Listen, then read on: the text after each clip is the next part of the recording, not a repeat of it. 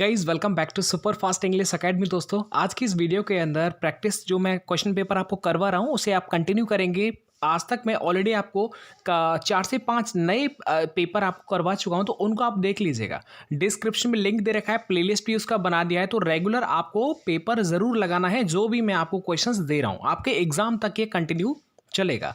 और सच में आपने जितना प्यार और सपोर्ट दिया उस सब के लिए आप सभी का बहुत धन्यवाद।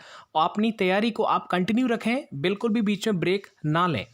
आप देखिएगा कुछ क्वेश्चन है, कल के पेपर का भी मैं आपको रिवीजन करवा दूंगा। आपको यह रिवीजन बड़ा अच्छा लग रहा है इसलिए मैं आपको करवा रहा हूँ। बाकी तो उसकी स्पेशल वीडियो कल वाली है, लेकिन मैं जल्दी से आपको मात्र 2 मिनट के अंदर कल का परसों का जल्दी जितना पॉसिबल होगा उतना मैं करवा दूंगा। अब देखिएगा सबसे पहला क्वेश्चन आपके सामने है कि ग्रेसफुल, और ग्रेसफुल का आपको ऑपोजिट बताना है। क्या बताना है आपको?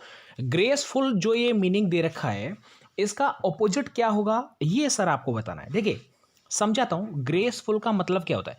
ग्रेसफुल का मतलब होता है कि जो आपको अच्छा लगे, मतलब आकर्षक बोल सकते हैं उसे, शानदार बोल सकते हैं। अंडरस्टैंड? स्टाइलिश इसका सिनोनिम हो जाएगा, रिफाइंड हो जाएगा, ये इसका सिनोनिम है। अब इसका उल्टा क्या होता है बताओ? इसका उल्टा होता है ऑकवर्ड। क्या होता है? इसका उल्टा होता है ऑकवर्ड। ऑकवर्ड का मतलब क्या होता है कि एक तरह से जो बेकार लगे, एकदम भद्दा लगे। अंडरस्टैंड? ग्रेसलेस लगे, क्लमजी लगे, तो ये इसके क्या होते हैं? सिनोनिम होते हैं। तो फाइनली आपको ये समझ में आना चाहिए कि ग्रेसफुल जो होता है वो आपको जो आकर्षक अच्छा लगे, और ऑकवर्ड जो बड़ा ही एकदम भद्दा लगे, बेकार लगे, ऑकवर्ड लग रहा है। ठीक है, अब आगे देखो और स्पेलिंग्स हैं, इनको थोड़ा आप देख लीजिएगा। एक केस में एलिजेंट। एलिजेंट का मतलब क्या होता है? एलिजेंट का मतलब क्या होता है? वही एक तरह से शानदार को ही बोलते हैं एलिजेंट। अंडरस्टैंड? स्टाइलिश बोल सकते हैं उसे। एक केस में ग्रेशियस, ये मैंने बता दिया। एक केस में अगली, हाँ ये थोड़ा पढ़ लीजिएगा। अगली क्या होता है? अगली का मतलब होता है कि जो आपको आकर्षक न लगे, यानी कि कुरूप। अंडरस्टैंड? उसे बोलते हैं अगली। अब ये देखिए मतलब रिपल्सिव इसका सिनोनिम हो सकता है। इसके बाद ये पहला वाला क्वेश्चन पूरा क्लियर हो चुका है, तो ग्रेसफुल का उल्टा हो जाएगा ऑकवर्ड हो जाएगा। इसके बाद आगे क्वेश्चन मैंने यहां पर ले रखा है, ये आपको इडियम्स है और ये आपको बिल्कुल सही बताना है, इसमें आपको गलती नहीं करना है। और ये पूछा गया है आपसे एक क्वेश्चन, और ये क्वेश्चन है कि इन द रनिंग, ये जो इन द रनिंग लिखा है इसका मतलब क्या है ये आपको सभी को बताना है। तो धीरे धीरे आप याद रखेंगे तो आपको समझ में आएगा कि इन द रनिंग का मतलब क्या होता है। देखो इन द रनिंग का मतलब होता है कि किसी भी कंपटीशन के अंदर बने रहना। कि कहते ना इन द रनिंग, आप रनिंग में हैं, आप इस दौड़ में हैं, इस कंपटीशन की दौड़ में हैं। तो इन द रनिंग का मतलब ही क्या होता है कि किसी दौड़ में बने रहना, किसी प्रतियोगिता में बने रहना। अंडरस्टैंड? तो चारों ऑप्शन को जब आप पढ़ेंगे तो देखो लव्स टू रन, दौड़ को प्यार करना, ये तो नहीं हो सकता sir. Running from the law, किसी लॉ से जो आप आप क्या दौड़ रहे हैं, नहीं, इसका भी कोई मीनिंग नहीं बन रहा। फिजिकली फिट, बच्चे सोचेंगे रनिंग है, दौड़ रहा है तो फिट हो जाएगा, नहीं, इसका कोई मीनिंग नहीं बन रहा। फाइनली हो जाएगा कि has good prospects in the competition, तो इसका चौथा जो है वो एकदम सही हो जाएगा, और काफी विद्यार्थियों ने इसे सही भी किया होगा। इसके बाद देखिएगा एक और बड़ा ही अच्छा है, और ये क्वेश्चन वो है जो बहुत विद्यार्थी से गलत करेंगे, लेकिन यदि आप इसके ऑप्शन को थोड़ा सा पढ़ करके समझेंगे तो आप काफी हद तक जो है अपने सही आंसर तक आप पहुंच जाएंगे। देखिएगा ये लिखा हुआ है कि how did you dash this rare book. अब इन चारों में से आपको ये समझना है कि इसका मीनिंगफुल मतलब निकल के आ जाए, और मतलब बन जाएगा तो आप इसका जो ये फ्रेजल वर्ब दे रखा है, come by, come with, come to, तो आप आराम से लगा सकते हैं। तो पहले आप इनका मतलब, पहले तो सीधी सी बात है कि how did you come a this rare book, ये तो नहीं हो सकता सर, कम अ ये नहीं हो सकता। दूसरी बात ये देखिएगा कम टू दिस, नहीं ये भी नहीं हो सकता। कोई प्लेस वगैरह आता तो आप टू की जगह सोच भी सकते हो। अंडरस्टैंड? अच्छा जी, एक और देखिएगा, अब बात करते हैं कम विद और कम बाई। सर इनका मतलब क्या होता है? देखिए सबसे पहले समझो कम बाई का मतलब समझिएगा। कम बाई का मतलब होता है कि हाथ लगाना। अब मीनिंग समझिएगा कि how did you come by this rare book, आपने इस रेयर बुक को मतलब क्या, हाथ कैसे लगाया, टच कैसे किया। अंडरस्टैंड? तो यहां पर कम बाई जो है वो एकदम सही हो जाएगा। एक है कम विद, कम विद का मतलब होता है किसी के साथ आना, जैसे I am coming with my brother, तो कमिंग विद मतलब किसी के साथ आना।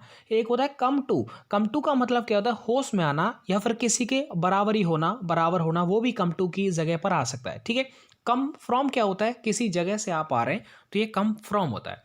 फाइनली इसका जो आंसर हो जाएगा वो कम बाई हो जाएगा। कम बाई का मतलब है किसी चीज को टच करना, अंडरस्टैंड, या हाथ लगाना। अब आगे देखिएगा, एक और बड़ा ही अच्छा मैंने यहाँ पर क्वेश्चन लिया है, ये आपको परेशान करेगा और मैं चाहता हूं कि आपको कम से कम अच्छे लेवल से आपको समझाया जाए, क्वेश्चन भी आपके सामने आपके पेपर लाइक रखे जाएं। अब ये देखिएगा, the tour of the campus was so good. इस सेंटेंस में जो लिखा है, क्या इसमें कहीं पर कोई गलती नजर आ रही है? देखिए सर, कि the tour of the campus, मतलब जो कैंपस का जो टूर था, वॉज सो गुड, वो कैसा था? बहुत अच्छा था, बहुत अच्छा था। ये सेंटेंस यहां पर लिखा हुआ है। तो देखो, एक आप थोड़ा पहचानना सीखेगा, ये वाला पार्ट तो भाई इसमें कोई गलती नहीं लग रहा है, और ये पास्ट के बारे में बता रहा है तो वॉज भी आ रहा है, क्योंकि सिंगुलर है, वॉज आएगा, एकदम सही है। अब सो गुड, गुड तो गलत नहीं हो सकता, लेकिन सो की जगह पर कुछ गड़बड़ हो सकती है। ये ग्रामेटिकल आप थोड़ा पहचानना सीखेगा। तो अब मैं आपको बताता हूं, ये जो है सो की जगह पर सो नहीं आएगा, बेसिकली यहां पर वेरी आप लगा सकते हैं अगर आप गुड को और बेहतर बनाना चाहते हैं, कि वो जो कैंपस था, टूर का कैंपस था, वो बहुत अच्छा था, तो आप यहां पर वेरी का इस्तेमाल कर सकते हैं। अब सवाल सर, सो और वेरी इन दोनों में फिर अंतर क्या हो जाएगा? देखिए बताता हूं। सो आप पता है, सो का जो यूज करते हैं किसी भी एडजेक्टिव पर आप जोर डालने के लिए, दबाव डालने के लिए आप सो का यूज करते हैं, और आगे भी आपको पता होगा। और इसके बाद अगर सेंटेंस को आगे कंप्लीट करना है तो आपको सो के साथ दैट का जोड़ा लगाना होता है। क्लियर है ना? लेकिन ऐसा तो यहां पर नहीं दे रखा है। तो यहां पर ये जो गुड लिखा है, ये एक पॉजिटिव डिग्री है ना, तो पॉजिटिव डिग्री पर यदि आप जोर डालेंगे तो वहां पर आप वेरी का इस्तेमाल करिएगा, ये सबसे अच्छा है। तो यहां पर वेरी जो है वो एकदम सही आंसर इसका हो जाएगा। तो फाइनली मतलब सी वाले पार्ट में एरर है, मतलब तीसरा वाला इसका एग्जैक्ट आंसर हो जाएगा। क्लियर है? किसी को कोई डाउट नहीं रहना चाहिए। इसके बाद देखिएगा, एक और क्वेश्चन जल्दी से बताइएगा आप मुझे कि इसका क्वेश्चन क्या हो जाएगा, और इसमें क्या कोई गलती नजर आ रही है क्या? आराम से सोच के, लेकिन गलत मत करेगा। Neither the captain nor his men are afraid of fighting. अब ये थोड़ा थोड़ा हमसे पढ़ करके आगे बढ़ते हैं। देखिएगा, नाइदर के साथ जोड़ा चलता है नॉर का, ये तो भाई एकदम बात सही है।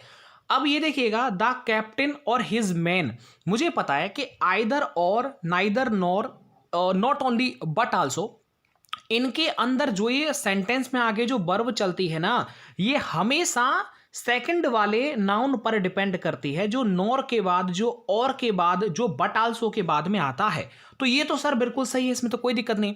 आगे देखिए, एफ्रेड ऑफ मतलब भयभीत होना, डर आ रहना, तो एफ्रेड के साथ ऑफ चलता है, ये भी एकदम सही है। और ऑफ एक प्रेपोजिशन है, तो इसके बाद अगर कोई वर्ब आएगा तो वो जीरंड के रूप में आती है, प्रेपोजिशन के बाद में वर्ब, यानी आईएनजी की फॉर्म में आती है। तो सर ये भी सही है। तो सर इसमें गलती है क्या? इसमें सर कोई गलती नहीं है, मतलब आपका नो एरर वाला ऑप्शन सही हो जाएगा। आगे देखिएगा, आगे देखिएगा, ये सेंटेंस है, थोड़ा पढ़ेंगे ध्यान से तो आपको समझ में आ जाएगा कि सर क्या पूछ रहा है। क्वेश्चन जो है आराम से आप धीरे धीरे देखिए, आपका पेपर होगा, आपको बिल्कुल भी डरना नहीं है, और धीरे धीरे जब आप सारे कॉन्सेप्ट को क्लियर हो जाएंगे तो आप आराम से, जो ये मैं पेपर चलवा रहा हूं आपके पेपर तक, ये बहुत ही ज्यादा हेल्पफुल आपके लिए रहते। आप देख रहे हैं तो बताने की जरूरत नहीं है। अब ये देखिएगा, पूरे सेंटेंस को पढ़ो कि I was the first who come, मतलब मैं पहला था जो आया था। अब इस सेंटेंस को पढ़ करके आपको ये समझ में बात आ रही होगी कि इस जगह पर कुछ आपको चेंज करने के लिए बोला है, मतलब इससे पहले जो दे रखा है टेंस, ये कौन सा है बताओ? पास्ट ही तो है। तो आगे जो बात कही गई होगी वो भी पास्ट में कही गई होगी। तो पास्ट में कही गई है मतलब अराइव्स, ये तो प्रेजेंट वाला है, ये तो सर नहीं हो सकता, और ये भी नहीं हो सकता। अच्छा जी, सर नो इंप्रूवमेंट वाला भी तो हो सकता है ना? नहीं हो सकता, क्योंकि देखो हु कम, ये तो भाई केम आता तो मैं समझ सकता था, लेकिन यहां पर केम भी नहीं दे रखा है। इसका मतलब क्या हो जाएगा? टू अराइव, इसमें भी कोई ईडी वगैरह नहीं लग रहा है, इसका मतलब ए वाला एकदम सही हो जाएगा। मतलब I was the first who arrived, मैं पहले, मैं मतलब पहला था जो आया था। तो ये आपका अराइव्ड आ जाएगा, क्योंकि सेंटेंस आगे पास्ट में, तो आगे भी पास्ट की कार्रवाई करनी होगी, इसलिए इनमें कोई पास्ट नहीं दे रखा है। आगे देखिएगा, आगे देखिएगा, ये बहुत ही अच्छा क्वेश्चन मैंने आपके सामने लिखा है, और मैंने कई बार आपको बता भी दिया है। ऐसी बात नहीं है, कोई नया सेंटेंस नहीं है कि he is not sure whether she knows to swim. ये मैंने कई बार आपको बताया था, और बहुत ही अच्छा कॉन्सेप्ट है। अब देखिएगा, आपको मैं बता देता हूं, जैसे ये ऐसे इस तरीके से बताता हूं, जैसे डिसाइड कहीं पर लिख रहा है, ठीक है, डिसाइड कहीं पर लिख रहा है, डिसाइड के बाद अगर कोई वर्ब आता है तो आपको पता है टू प्लस वर्ब की फर्स्ट फॉर्म के साथ जोड़ा जाता है। जैसे I have decided to shoot a new video. Understand? तो यहां पर क्या है, डिसाइड के बाद कोई वर्ब आएगा तो वो टू से जोड़ा जाता है, ये तो आपको खूब पता होगा। ऐसे ही आप याद रखें कि अगर नो के बाद अगर कोई वर्ब आएगा तो याद रखना वो हमेशा हाउ टू से जोड़ा जाता है। किससे जोड़ा जाता है? हाउ टू से। खाली टू से नहीं जोड़ा जाता, हाउ टू से जोड़ा जाता है कि नो के बाद अगर कोई वर्ब आएगा, जैसे I know how to drive. अब अंडरस्टैंड, ये समझो धीरे धीरे जो मैं आपको बताते जा रहा हूं। जैसे I know how to read Hindi, मैं हिंदी को पढ़ना जानता हूं कि उसे पढ़ते कैसे हैं। तो मेरा मतलब ये हुआ कि नो के बाद अगर कोई आगे वर्ब को जोड़ा जाएगा तो वो हाउ टू से जोड़ा जाता है। ये बहुत रेयर पूछा जाता है। रेयर का मतलब ये हो गया कि ये कॉन्सेप्ट बड़ा अच्छा है। ज्यादातर बच्चे या तो टू जोड़ देते हैं या फिर आईएनजी लगा देते हैं, लेकिन हाउ टू वाला याद नहीं होता है। तो फाइनली मैं ये बोल सकता हूं यहां पर हाउ टू स्विम जो है वो एकदम सही हो जाएगा। आगे देखिएगा कि each child was given a red book, red beautiful balloon. ये सेंटेंस भाई बहुत अच्छा है, प्लीज इसमें गलती मत करना, अदरवाइज सब मामला गड़बड़ हो जाएगा। मैंने आपको 2 दिन 3 दिन पहले इनफ का एक रूल बताया था। इनफ के बाद अब ये वाला रूल बड़ा अच्छा है, तो इसे समझाने के लिए मैं छोटा सा आपको सहारा लेता हूं और वो आपको एक ही बार में समझ में आ जाएगा। जैसे ये लिखा है कहीं पर कि अ गुड बॉय, ये तो आपने पढ़ा होगा ना, ए गुड बॉय, ये पढ़ा है ना आपने? बोलो जल्दी से। पढ़ा है सर, बिल्कुल पढ़ा है। तो अब इस सेंटेंस के अंदर क्या कहीं पर कोई आपको गलती नजर आ रही है? तो ये अच्छा कॉन्सेप्ट है। अब देखिए थोड़ा मैं आपको समझाता हूं। ये तो देखो बिल्कुल सही है, इसमें कोई गलती नहीं है, लेकिन आप ये देखो ईच चाइल्ड, ये सिंगुलर है, वॉज आ गया और पैसिव है, थर्ड फॉर्म आ गया, आगे लिखा है अ रेड ब्यूटीफुल बलून। देखो ये थोड़ा आपको थोड़ा दिमाग लगाना। देखो रेड जो है वो एक लाल है, ये क्या है, ये भी एडजेक्टिव है और ब्यूटीफुल भी एक एडजेक्टिव है। याद ये रखना आपको, ये अच्छा सेंटेंस है। देखो ब्यूटीफुल क्या है, ब्यूटीफुल का मतलब होता है सुंदर, और सुंदर के क्या होता है, एक क्वालिटी होती है। क्या होता है? क्वालिटी होती है। और ये जो रेड दे रखा है ये क्या है बताओ? एडजेक्टिव ऑफ कलर है ना। तो याद रखना हमेशा जब कभी भी एडजेक्टिव ऑफ कलर आ जाए, अरे याद ऐसे करो, अगर कभी भी कोई कलर आ गया है ना, तो वो क्या होता है कि क्वालिटी के बाद उस कलर को लिखा जाता है। तो इसलिए मैं ये बोल सकता हूं कि ब्यूटीफुल रेड बलून हो जाएगा। ठीक है, मतलब ब्यूटीफुल, अभी बलून कैसा है? रेड, तो रेड बलून से पहले आ जाएगा। रेड ब्यूटीफुल बलून नहीं, ब्यूटीफुल रेड बलून, ये ऐसे हो जाएगा। ठीक है, क्योंकि बलून की विशेषता रेड है, अंडरस्टैंड? और पूरा रेड बलून हो जाएगा ब्यूटीफुल, इसलिए मैंने आपसे बोला कि रेड जो है वो ब्यूटीफुल के बाद में जाएगा। चलेगा आगे। आगे एक और अच्छा सा क्वेश्चन आ गया है और इसे आप गलती मत करिएगा, ये आपने खूब पढ़ा होगा कि आई insisted dash his leaving the place. ये सेंटेंस जो है कई बार आपने पढ़ा होगा और कई बार फ्रेजल वर्ब आपने पढ़ी होगी कि इंसिस्ट करना यानी किसी चीज के ऊपर आप जब जोर डालते हो तो जायज है उसे इंसिस्ट ऑन बोलते हैं। तो याद ये रखना है कि इंसिस्ट की जो प्रॉपर्टी है ना भाई, इसके साथ ऑन का यूज होता है, और आपको पता है ना, और उसके बाद फिर जीरंड आता है। तो क्या आ रहा है क्या? हाँ सर बिल्कुल आ रहा है, कोई दिक्कत नहीं। इंसिस्ट के बाद ऑन चलता है और उसके बाद जीरंड चलता है, ये एकदम सही है। तो इसलिए आपका क्या हो जाएगा, एक जो फर्स्ट वाला ऑन है वो इसका एग्जैक्ट आंसर हो जाएगा। इसके बाद देखिएगा एक बहुत अच्छा है, और मैं ये तो इतनी तो उम्मीद रखता हूं कि इस सेंटेंस को आप एकदम सही करेंगे। पेपर में कितना अच्छा पूछा गया है कि please don't me when I am speaking. अब इंटरप्ट का मतलब होता है किसी को बीच में जो है बीच में टोक देना, वो होता है इंटरप्ट करना। तो ये बताओ, हमेशा मैंने बोला है कि कभी भी डोंट वगैरह आता है ना तो इसके बाद हमेशा वर्ब की फर्स्ट फॉर्म आती है। जैसे don't run, don't speak aloud, don't tell a lie. तो डोंट के बाद हमेशा वर्ब की फर्स्ट फॉर्म आती है, ये आपको पता होगा। तो फाइनली वर्ब की फर्स्ट फॉर्म ना ही ये और ये और ये, मतलब फाइनली आपका इंटरप्ट यानी तीसरा वाला जो है एकदम सही हो जाएगा। कोई डाउट तो नहीं है? ये देखिएगा ये पूरा पेपर जो है वो यहां पर खत्म हो गया। अब मैं कल वाले पेपर का बस 2 सेकंड में फटाफट से रिवीजन करवा देता हूं। अब देखिए ये कल वाला वीडियो आपको पूरा दे रखा है, आराम से समझ लीजिएगा। बाकी मैं रिवीजन आपको एक बार रिकैप करवा देता हूं कल के पेपर को। देखिएगा लीव्स जो है वो ऑटम में क्या होती हैं, ऑटम मौसम में क्या होता है, पतझड़ में क्या है, झड़ जाती हैं, मतलब पेड़ से अलग हो जाती हैं पत्तियां। तो पेड़ से अलग होने के सेंस में फॉल ऑफ होता है, मतलब चौथा वाला। इसके बाद देखिएगा एक और ये बड़ा अच्छा जो है प्रश्न दे रखा है, the statesman has the larger circulation. ये बताइए ऑल इंग्लिश डेलीज।